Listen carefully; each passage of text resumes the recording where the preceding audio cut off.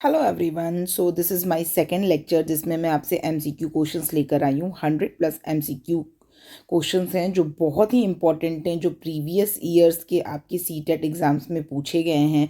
और उसके अलावा ये एनसीईआरटी को बेस्ड रखकर बनाए गए हैं, तो एनसीईआरटी ही आपका मेन ग्रंथ है इस एग्ज़ाम के लिए।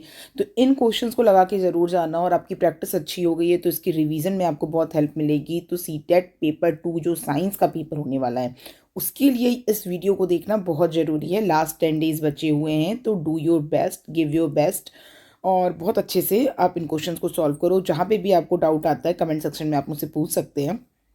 और जो नहीं आ रहा है, मतलब जो क्वेश्चंस में आपको लग रहा है कि ये टॉपिक नहीं कंप्लीट है, तो उस वो आप मेरी वीडियोस से जाकर उन टॉपिक्स को भी कवर कर सकते हैं। तो चलिए फर्स्ट क्वेश्चन पे बात करते हैं। Bromine is a red liquid, highly inflammable gas, black solid and colourless gas. तो ब्रोमीन है जिसको हम एक रेड लिक्विड भी कहते हैं। आंसर हो जाएगा bromine is a red liquid.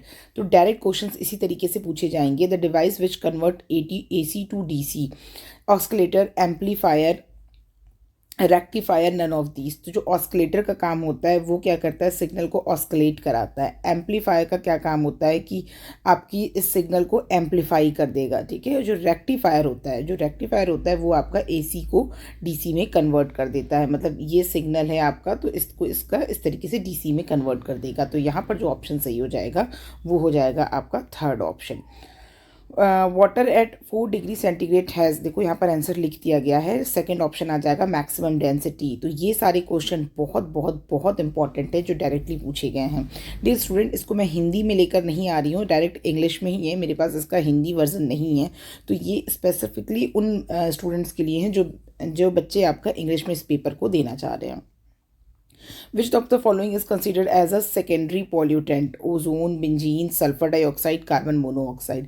तो जो सेकेंडरी पॉल्यूटेंट वो पॉल्यूटेंट होते हैं जो प्राइमरी पॉल्यूटेंट से मिलकर बने होते हैं। तो यहाँ पर आपसे अगर बात किया जाएगा तो सल्फर डाइऑक्साइड आपका प्राइमरी पॉल्यूटेंट हो गया, कार्बन मोनोऑक्साइड भी आपका प्राइमरी पॉल्यूटेंट हो गया, और ओजोन और बेंजीन ये दोनों ही आपके सेकेंडरी पॉल्यूटेंट में आएंगे, ठीक है। तो यहाँ पर दो ऑप्शन भी करेक्ट हो सकते हैं। कभी कभार पेपर में इस तरीके से भी ट्रिक कर देता है, मतलब कि दोनों ऑप्शन सही होंगे या कोई ऑप्शन नहीं मैच कर रहा होगा। तो ऐसे एक दो क्वेश्चंस के लिए आप जरूर प्रिपेयर रहिएगा, ठीक है। Next question is the gas usually filled in the electric bulb, hydrogen, carbon dioxide, nitrogen, oxygen. तो जो आपकी इलेक्ट्रिक बल्ब में जो गैस फिल होती है वो होती है आपकी नाइट्रोजन, ठीक है। Option C will be the right one. Which of the following is used as a lubricant? Silicon, iron oxide, silica, iron oxide, graphite, diamond. बहुत इंपॉर्टेंट क्वेश्चन है dear student. As a lubricant हम graphite को use करते हैं, याद रखिएगा कि graphite आपका एज अ ल्यूब्रिकेंट यूज़ होता है। नेक्स्ट बात करते हैं क्वेश्चन की। Galvanised iron sheet have a coating of, जो गैल्वेनाइज्ड आयरन शीट होती है उसमें कैसी कोटिंग होती है? Chromium, zinc, lead, tin. तो इसका सही आंसर हो जाएगा, आप मुझे इस क्वेश्चन का आंसर आप कमेंट सेक्शन में बताएंगे, क्योंकि ये क्वेश्चन आपका प्रीवियस ईयर्स के जो पेपर जो भी हमने सेट 1 शुरू किया उसमें भी मैंने डिस्कस किया है कि गैल्वेनाइज्ड जो आयरन होता है उसमें जो कोटिंग होती है वो किसकी कोटिंग होती है जिसकी वजह से आपका रस्टिंग नहीं होती है।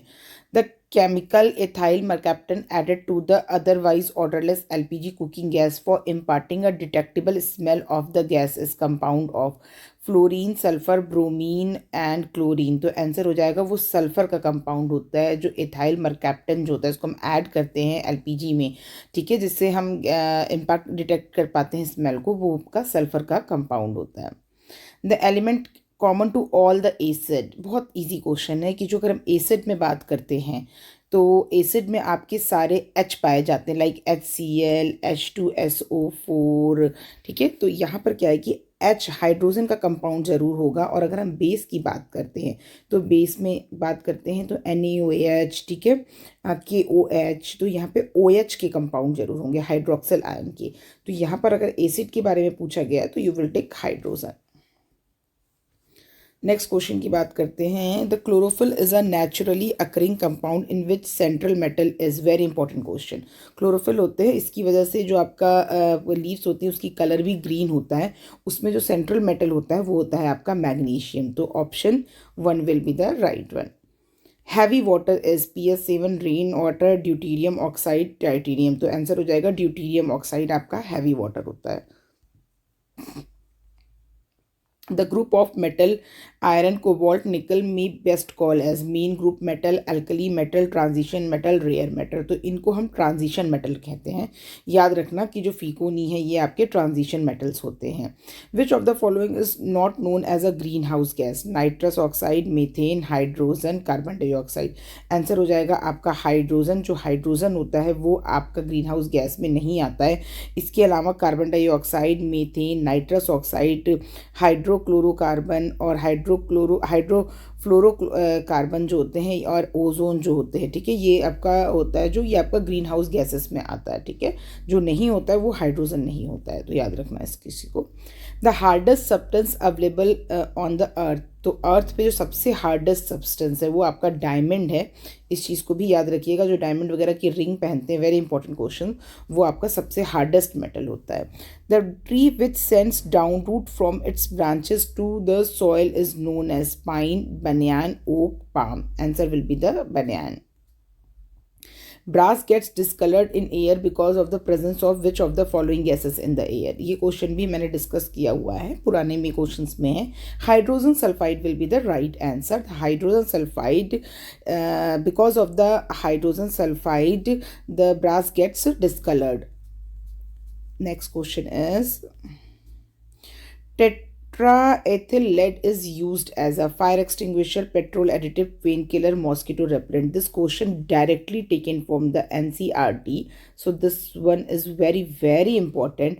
Tetraethyl lead is as a petrol additive, we use is as a petrol additive, important है। पेट्रोल में जब डलाते हैं तो हम टेट्राएथिल लेड भी डलाते हैं, ठीक है, तो as a petrol additive use होता है।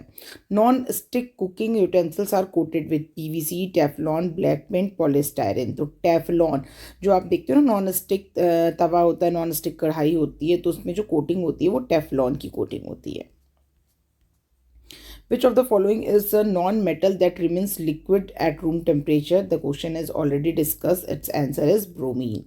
Quartz crystal normally used in a quartz clock. Is chemically germanium oxide, a mixture of germanium oxide and silicon dioxide, sodium silicate. Answer is silicon dioxide. Third option will be the right one.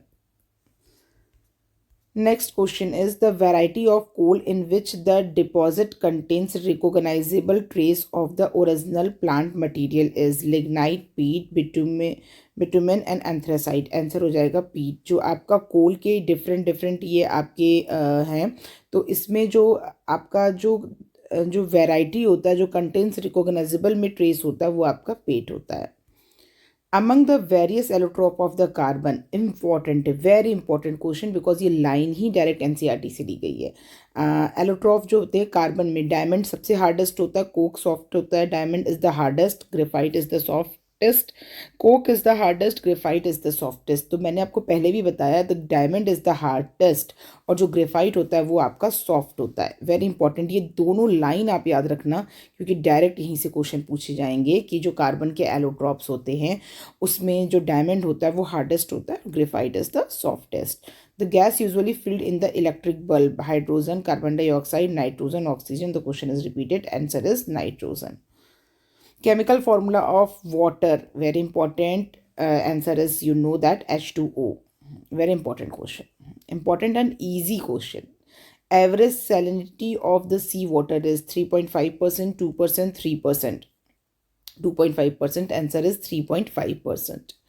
The inert gas which is substituted for nitrogen in the air used by deep sea divers for breathing is, तो कौन सी inert gas use की जाती है, मतलब nitrogen की जगह पर xenon, krypton, helium, argon. Answer हो जाएगा आपका हीलियम गैस यूज़ की जाती है ब्रीथिंग के लिए, ठीक है। Washing soda is the common name, very important question. Calcium bicarbonate, calcium carbonate, sodium carbonate, sodium bicarbonate. तो जो सोडियम कार्बोनेट होता है उसको हम आपका वॉशिंग सोडा भी कहते हैं, ठीक है, इंपॉर्टेंट होगा। इसी तरीके से लाइम सोडा और क्या नाम है, बहुत सारे नाम होते हैं, वॉशिंग सोडा, लाइम सोडा। तो इसके आप कॉमन नाम जरूर याद रखना कि जो सोडियम कार्बोनेट है वो आपका वॉशिंग सोडा है, ठीक है। Which of the following metal forms an amalgam with other metal? Very very important question. Mercury, lead, tin, zinc. Mercury ही एक ऐसा मेटल है जो कि और मेटल्स के साथ एमेलगम फॉर्म करता है? वेरी इंपॉर्टेंट क्वेश्चन, ठीक है, डायरेक्ट पूछा गया, सीटेट में रिपीटेड क्वेश्चन है ये। The gas used in a different type of welding would include oxygen, hydrogen, acetylene and nitrogen, oxygen, acetylene and argon, oxygen and hydrogen, oxygen and acetylene. Answer हो जाएगा आपका oxygen and acetylene, ठीक है, याद रखना है इसको। Fourth option will be the right one, जो आपका हम लोग जो वेल्डिंग करते हैं लोहे के लिए उसमें हम यूज़ करते हैं। When an iron nails get rusted, iron oxide is formed with the decrease in the weight of the nail, with increase in the weight of the nail, without any change, without any change in the weight of the nail, without any change in the color or a weight of the nail, with increase in the weight of the nail, with increase in the weight of the nail. So iron nail gets rusted, iron oxide is formed with the increase. जो आपका जंग लगना होता है ना, basically जो आपका iron होता है, अगर आप लोहे की रॉड को बाहर रख देते हो तो उसमें जंग लग जाता है। जंग लगने का मतलब क्या है कि ऑक्सीजन से ही रिएक्ट करती है आपकी जो आयरन होता है, तो एक रस्टिंग हो जाती है, आयरन ऑक्साइड फॉर्म हो जाता है, इसकी वजह से जो वेट होगा वो निडल का बढ़ जाएगा। विच of the following is used in the pencil? Important question है। ग्रेफाइट यूज होता है जो सबसे सॉफ्टेस्ट होता है, और कोल का आपका कार्बन का आपका एलोट्रॉप है वो आपका यूज़ होता है पेंसिल की। जो पेंसिल का टॉप होता है ना ग्रे कलर का, ये आपका पेंसिल है, तो जो पेंसिल का ऊपर का टॉप होता है ग्रे कलर का वो ग्रेफाइट का बना होता है। The property of a substance to absorb moisture from the air on the exposure is called deliquescence, osmosis, desiccation, efflorescence. तो इसको हम बोलते हैं डेलिक्वेसेंस। इंपॉर्टेंट क्वेश्चन है, ध्यान रखना, ठीक है। जो मॉइस्चर एब्जॉर्व करते हैं एयर से, ठीक है, इस प्रॉपर्टी को हम बोलते हैं डेलिक्वेसेंस, ठीक है। The gas usually filled in the, ये क्वेश्चन हो चुका है, नेक्स्ट क्वेश्चन पर आगे बढ़ते हैं। In which of the following activity silicon carbide is used? disinfecting water of pond, making cast of statues, making cement and glass, cutting very hard substance. तो जो आपके हार्ड सब्सटेंस को कट करने के लिए हम सिलिकॉन कार्बाइड को use करते हैं। Haemoglobin as a protein, carbohydrate, fat, vitamin. तो जो हीमोग्लोबिन होता है ये आपका प्रोटीन होता है। Answer A will be the right one. pH value of the human blood is 6.6, 7.2, 7.4, 7.8. Answer will be the 7.2, ठीक है। ह्यूमन ब्लड का जो pH ग्रुप होता है 7.2 होता है। Vitamin that is most rapidly manufactured in our body? Vitamin A, B, C, D. तो vitamin D will be the right answer, ठीक है। विटामिन डी है जो हमें सनलाइट से भी मिलती है, वो हमारी बॉडी में सबसे ज़्यादा मैन्युफैक्चर होती है। इसके velocity of the earth is, option हो जाएगा आपका 11.2 किलोमीटर पर सेकेंड। इसके वेलोसिटी वो वेलोसिटी होती है जिसपे आपका जो भी ऑर्बिट से होता है वो आपका बाहर हो जाता है। ऑर्बिटल वेलोसिटी होती है वीई जो होती है, वो क्या होता है कि उस ऑर्बिट में चक्कर काट रही होती है। तो जब किसी भी सैटेलाइट को वो उतनी एनर्जी मिल जाती है, एस्केप वेलोसिटी जितनी एनर्जी मिल जाती है, तो वो उसकी ऑर्बिट से बाहर चली जाती है। उस वेलोसिटी को हम बोलते हैं escape velocity. Which one of the following method is used to separate water from alcohol-water mixture? Decantation, evaporation, sublimation and distillation। तो डिस्टिलेशन जो होता है, डिस्टिलाइजेशन बिल्कुल कहते हैं, डिस्टिलाइजेशन करना है। इसके में अल्कोहल वाटर से वाटर को सेपरेट करने को मिक्सचर को हम डिस्टिलाइजेशन कहते हैं। Which of the following pair is not correctly matched? बहुत इंपॉर्टेंट है, मेजरिंग डिवाइस की बात करते हैं तो अमीटर इलेक्ट्रिक करंट को मेजर करता है, एनीमोमीटर विंड स्पीड को, टैकोमीटर प्रेशर डिफरेंस को, एंड पायरोमीटर हाई टेम्परेचर को। तो यहाँ पर जो हो जाएगा, जो आपका टैकोमीटर होता है ये आपका प्रेशर डिफरेंस को नहीं मेज़र करता है। पायरोमीटर तो हाई टेम्परेचर के लिए सही है, बट जो अगर आपका टैकोमीटर होता है, जो एक मिनट, पुराना क्वेश्चन कहाँ गया, हाँ, टैकोमीटर होता है जो ये आपकी रोटेशनल स्पीड मेज़र करता है। शैफ्ट होती है जो भी मशीन में यूज़ होती है, उसकी रोटेशनल स्पीड को मेज़र करता है। तो यहाँ पर ये ऑप्शन गलत हो जाएगा, बाकी सारे ऑप्शन सही होंगे, ठीक है। पायरोमीटर भी इंपॉर्टेंट है, पायरोमीटर याद रखना आप, हाई टेम्परेचर के लिए मेज़र होता है। Which of the following metal is used with the iron to make it rust free? Aluminium, carbon, chromium, ten. तो क्रोमियम को यूज़ करते हैं हम आयरन के साथ, सो दैट की जो आपकी हम कहते हैं ना क्रोमियम की कोटिंग कर देते हैं, तो उससे आपकी रस्टिंग नहीं होती है। The number of chambers in the human heart? 3, 4, 5, 6, ठीक है। इसका आंसर आप मुझे कमेंट सेक्शन में बताओगे। तो जो ह्यूमन हार्ट होता है उसमें आपके टोटल कितने चैम्बर्स होते हैं, ठीक है। Next question is athlete food is a disease caused by bacteria, fungus, protozoa, nematode. तो फंगस की वजह से आपका एथलीट फूड डिसीज होता है. Eye donation, which part of the donor eye is utilize. जब हम आईज को डोनेट करते हैं, जैसे ऐश्वर्या राय ने भी ये क्लेम किया है कि मेरे मरने के बाद मेरी आईज को डोनेट कर दिया जाए, तो आईज का कौन सा पार्ट हम डोनेट करते हैं? Iris, retina, lens, cornea. तो हम बेसिकली कॉर्निया को डोनेट करते हैं. तो यहाँ पर जो आंसर हो जाएगा आपका D option, cornea. The major component of honey, honey में जो होता है ग्लूकोज, मैल्टोज, फ्रक्टोज, सुक्रोज. तो हनी में आपका पाया जाता है, एक सेकेंड डियर स्टूडेंट, उसमें पाया जाता है जो मेजर कंपोनेंट होता है हनी का, वो फ्रक्टोज होता है. जो हनी में मिलता है आपका फ्रक्टोज पाया जाता है. इंपॉर्टेंट क्वेश्चन है. The velocity of sound is minimum, vacuum, water, air and iron. तो आपकी जो वेलोसिटी होती है वो कहाँ पर आपकी मिनिमम होती है? ये बहुत इंपॉर्टेंट क्वेश्चन है डियर स्टूडेंट. तो आपका जो वैक्यूम होता है, वैक्यूम में जो आपकी वेलोसिटी होगी वो सबसे ज़्यादा मिनिमम होगी. ठीक है, तो इस चीज़ को आप ध्यान रखना. तो यहाँ पर जो अगर देखा जाएगा, अगर इसको सीक्वेंस में लगाने को आ जाता है तो वेलोसिटी आपकी सबसे ज़्यादा मिनिमम वैक्यूम में होगी, क्योंकि जो वैक्यूम में होता है कि वैक्यूम में आपका साउंड प्रोपोगेट ही नहीं करता. साउंड को प्रोपोगेट करने के लिए एक मीडियम की ज़रूरत होती है. तो जो अगर आपका वैक्यूम में देखा जाएगा तो साउंड क्या हो जाएगा? ज़ीरो हो जाएगा. उसके बाद अगर बात करेंगे तो फिर क्या आ जाता है, इस तरीके से इसका सॉलिड, फिर लिक्विड और फिर गैस है. ठीक है, सबसे ज़्यादा जो होगी वेलोसिटी होगी साउंड की, वो सॉलिड में होगी, फिर लिक्विड में होगी, फिर गैस में होगी, और सबसे कम जो होगी वो आपकी वैक्यूम में होगी. How many bones are present in human ear. तो ह्यूमन ईयर्स में बेसिकली 4 जो बोन्स होते हैं वो आपके प्रेजेंट होते हैं.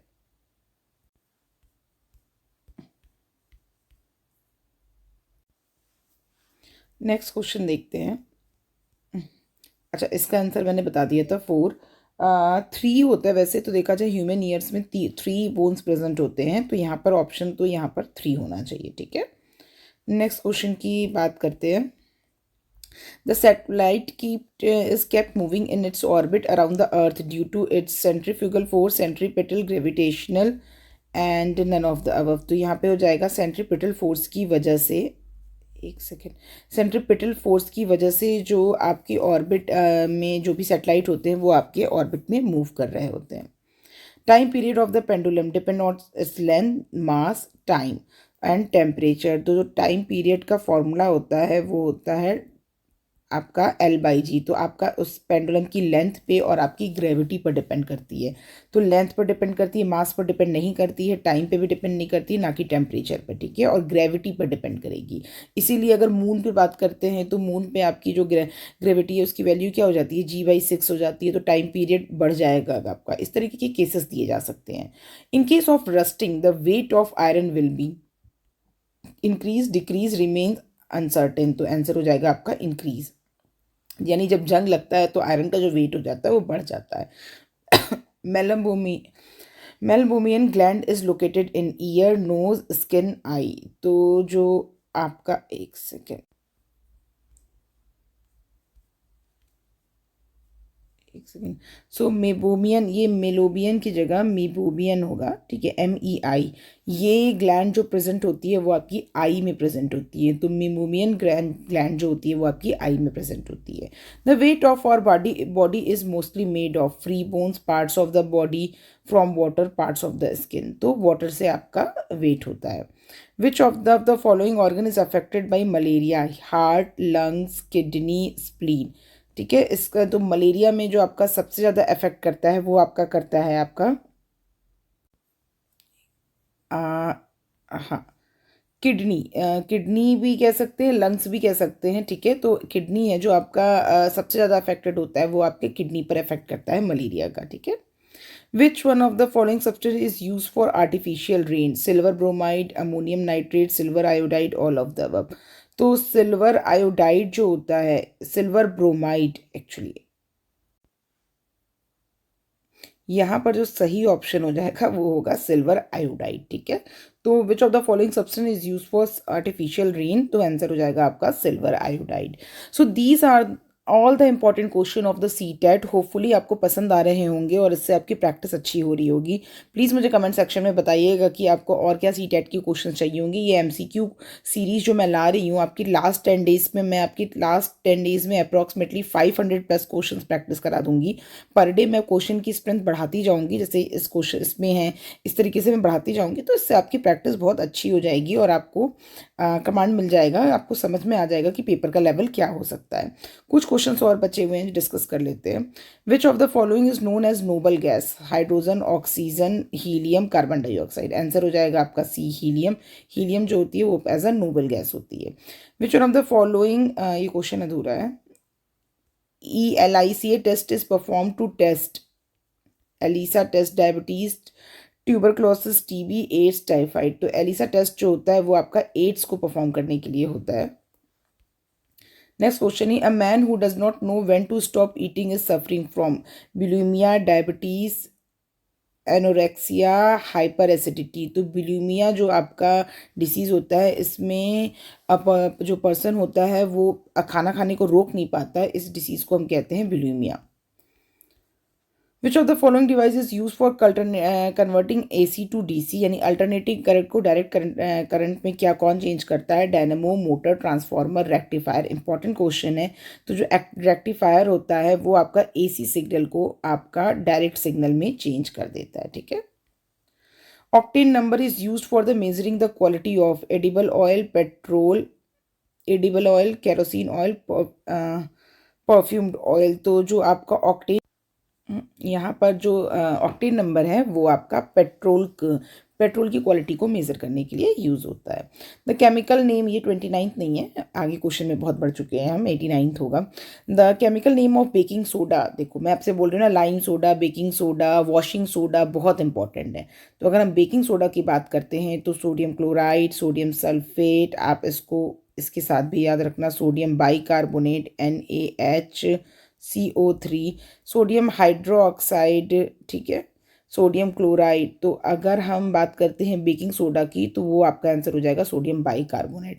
जो हम केक वगैरह में बनाने में यूज़ करते हैं बेकिंग सोडा, इनो में या आपको कोई भी चीज़ को फर्मेंटेशन में फुलाने में हम यूज़ करते हैं। लाइक अगर हम केक की बात कर दिए, पेस्ट्री की बात कर दिए, ब्रेड की बात कर दिए, तो वहाँ पर जो यूज़ होता है बेकिंग सोडा यानी आपका सोडियम बाइकार्बोनेट की यूज़ होता है। ढोकला हो गया, ठीक है, ये सारे आपके एग्जाम्पल हैं।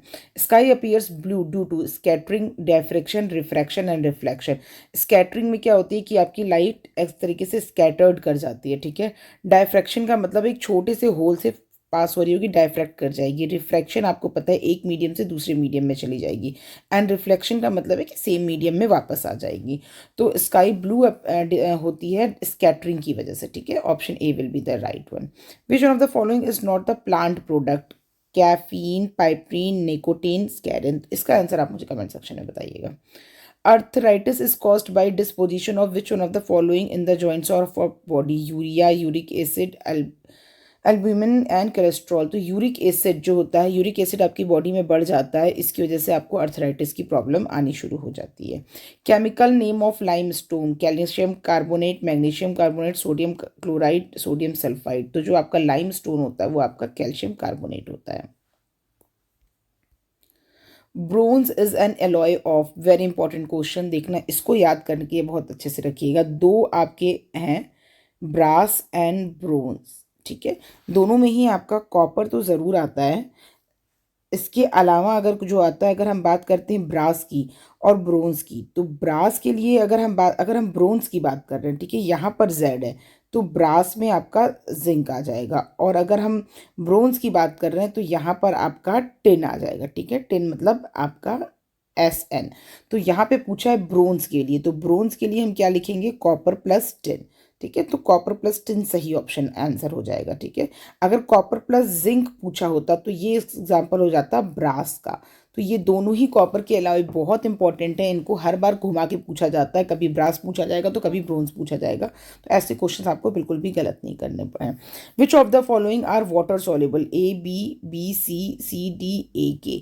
तो जो वाटर सॉल्युबल है वो आपकी B और C आपकी वाटर सॉल्युबल है। AD जो होते हैं ADK होते हैं वो आपके फैट सॉल्युबल होते हैं, ठीक है। So these are the questions, important questions for CTET exam. Hopefully आपको ये जो मेरी प्रैक्टिस क्वेश्चंस की सीरीज़ है पसंद आ रही होगी. पर डे मैं एटलीस्ट आपकी 50-100 क्वेश्चन अप्रॉक्सीमेटली ला रही हूँ प्रैक्टिस करने के लिए. तो डियर स्टूडेंट, पसंद आ रही होगी तो कमेंट सेक्शन में मुझे बताइएगा, सो दैट मैं आगे आपके लिए वीडियोस और लेकर आऊँगी. और सीटेट से आपकी साइंस से पेपर के लिए कुछ भी इंपॉर्टेंट टॉपिक को अगर एक्सप्लेन करना होगा तो वो चीज़ भी मैं आपको कमेंट सेक्शन के थ्रू मुझे पता चलेगा, तो मैं अपडेट करती रहूँगी. चैनल को सब्सक्राइब ज़रूर करके जाना, आपको बहुत सारी इन्फॉर्मेशन मिलेगी यहाँ से. Thank you so much.